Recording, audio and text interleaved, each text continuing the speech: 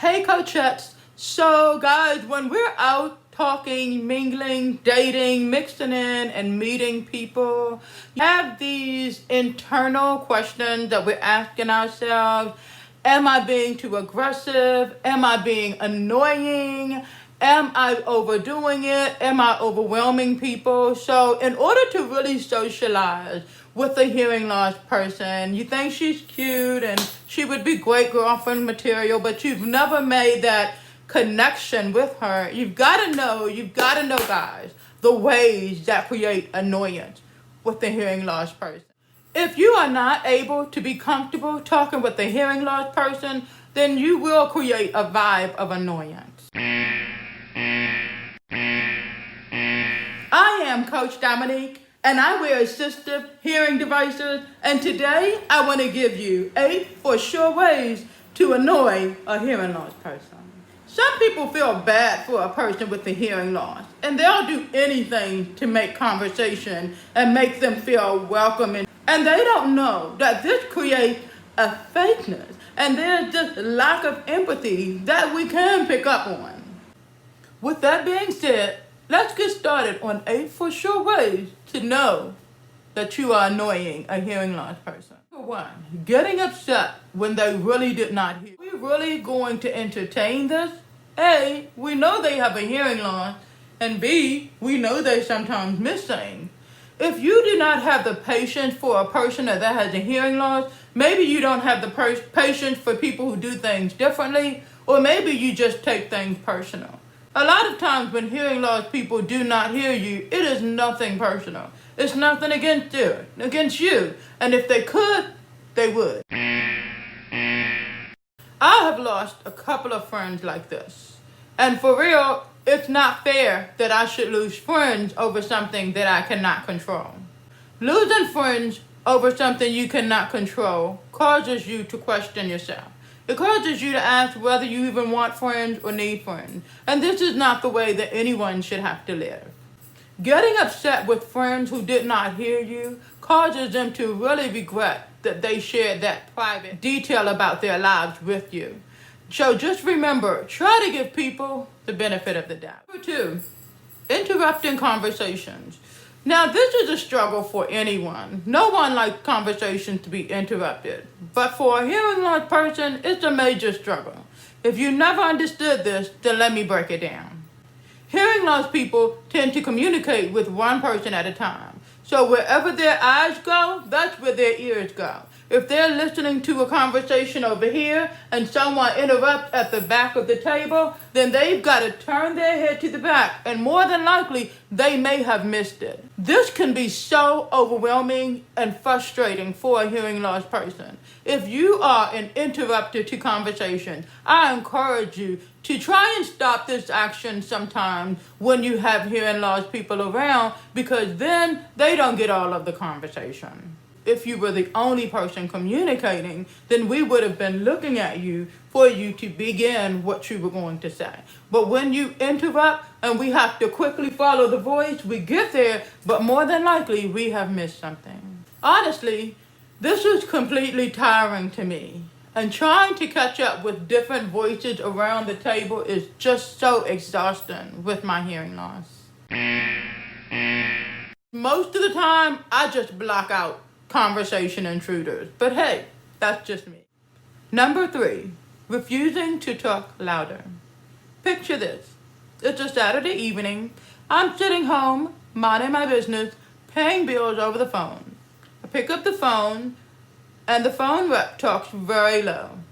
And me being the bigger person, I'll say, hey, I have a severe hearing loss. I didn't get that. Could you please speak a little bit louder? She says, sure, ma'am, and goes right back to her usual voice as before. Totally annoying. I will say it. That's so flat, rude. Lady, do you know that could cost you your job? I have developed a lot of patience for customer service reps that do this. But truthfully, when I'm trying to pay bills, it's so vital that I get all of the information. Being charged $160 when you thought the bill was $150 is not cool. Some people just don't understand the importance behind speaking louder for other people. They just don't get it. And what do I do when they do this? I ask them, did you get my request? Did you hear what I asked you to do? If they admit that they heard what I asked, but still go back to that same voice level, I will quickly ask for a manager because it's become obvious that my needs don't matter to them. Out of all the annoying habits, this is probably the most petty habit because unless we're standing in a nursery with sleeping babies or in a library, what is the harm with taking it up a notch for it? Asking too many questions about my hearing loss. I have 2 words for you. Google it. Okay, finish. And you don't have to ask loaded questions about a hearing loss to get to know someone with a hearing loss. In fact, try asking them something aside from their hearing loss, and they probably will come around to sharing with you details about their hearing loss. Nobody wants to have a long, drawn-out conversation with you for research informational purposes. Just try keeping it short and keeping it real. 5. Pretending to sympathize with my loss. This is so fake. So fake. This falls directly under the category of fake. After years of having a hearing loss, there is nothing I can pick up better than an insecure person that's trying to be fake and sympathize with me for my situation.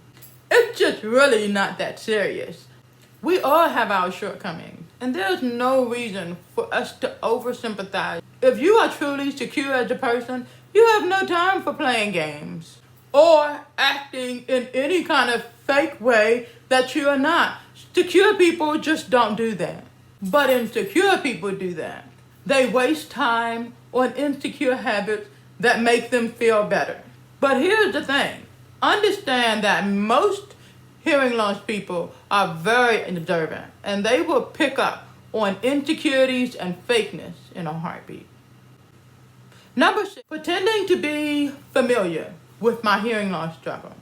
A lot of times when I meet people, the first thing that they say is, oh, I have a friend who has a hearing loss.